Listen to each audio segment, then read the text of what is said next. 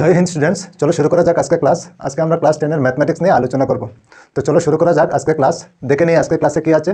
তো class 10 mathematics exercise 7.2 question number 1 -1,7 এবং 4,-3 বিন্দু সংযোগী রেখাখণ্ডকে 2:3 অনুপাতে ভাগ করা বিন্দুর স্থানাঙ্ক নির্ণয় করো। তো আমাদের বিন্দুর স্থানাঙ্ক নির্ণয় করতে হবে, ঠিক আছে। তো কিভাবে করব, ওইখানে দুইটা বিন্দু দেওয়া আছে আর অনুপাত দেওয়া আছে 2:3।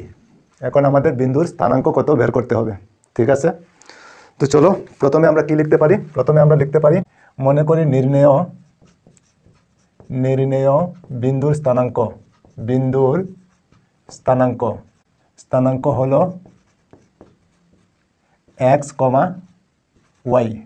আমরা ধরে নিলাম নির্ণেয় বিন্দুর স্থানাঙ্ক হলো x, y, ঠিক আছে। আর ওইখানে দেওয়া আছে আমাদের -1,7 এবং 4,-3, ঠিক আছে। আর অনুপাত দেওয়া আছে, অনুপাত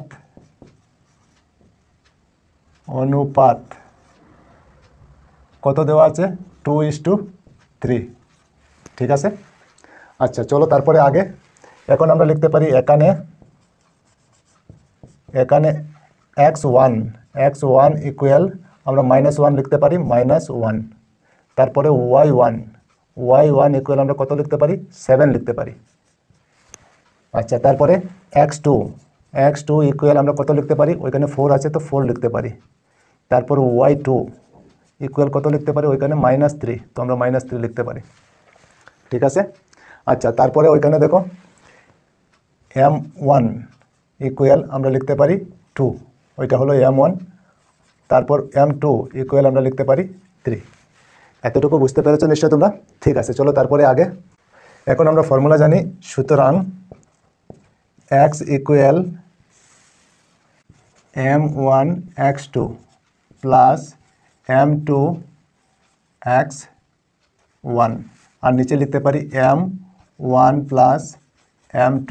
আচ্ছা চলো তারপরে আগে এখন কি লিখতে পারি, এখন m1 আমাদের এখানে কত আছে 2 আছে তো 2 লিখতে পারি 2। তারপর ইন্টু দিয়ে x2 আমাদের এখানে কত আছে 4 তো 4 লিখতে পারি। তারপর আছে প্লাস তো প্লাস দিয়ে দিলাম। তারপর m2 কত আছে ওইখানে 3 আছে তো 3 লিখতে পারি। তারপর ইন্টু দিয়ে x1 কত আছে, x1 হলো -1 তো -1 লিখতে পারি। আর নিচে হলো m1 কত, m1 হলো 2 তো আমরা 2 লিখতে পারি। তারপর প্লাস m2 হলো ওইখানে কত 3 তো আমরা 3 লিখতে পারি। এতটুকু বুঝতে পেরেছো নিশ্চয় তোমরা, ঠিক আছে। চলো তারপরে আগে এখন 2 আর 4 ইন্টু করলে কত হবে 8 হবে। তারপর প্লাসে মাইনাসে কি হবে, মাইনাস হয়ে যাবে। 3 আর 1 ইন্টু করলে কত হবে 3 হবে, ঠিক আছে। তারপর নিচে দেখো 2 + 3, 2 আর 3 প্লাস করলে কত হবে 5 হবে, ঠিক আছে। আচ্ছা চলো তারপরে আগে এখন দেখো উপরে হলো 8 - 3 তো 8 থেকে 3 মাইনাস করলে কত হবে 5 হবে। আর নিচে হলো 5, ঠিক আছে। এখন 5 দিয়ে 5কে ডিভাইড করলে কত হবে 1 হবে। তো আমরা x এর ভ্যালু কত পেলাম 1, ঠিক আছে।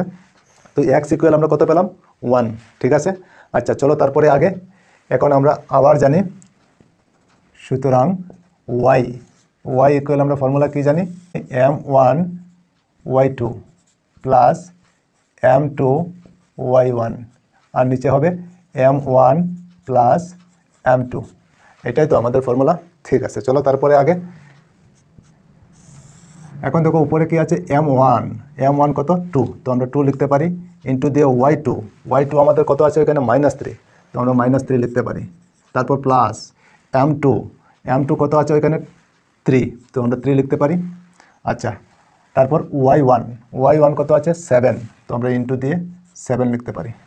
আর নিচে আছে m1 হলো 2 তো 2 লিখতে পারি। তারপর প্লাস m2 কত আছে 3 আছে তো 3 লিখতে পারি।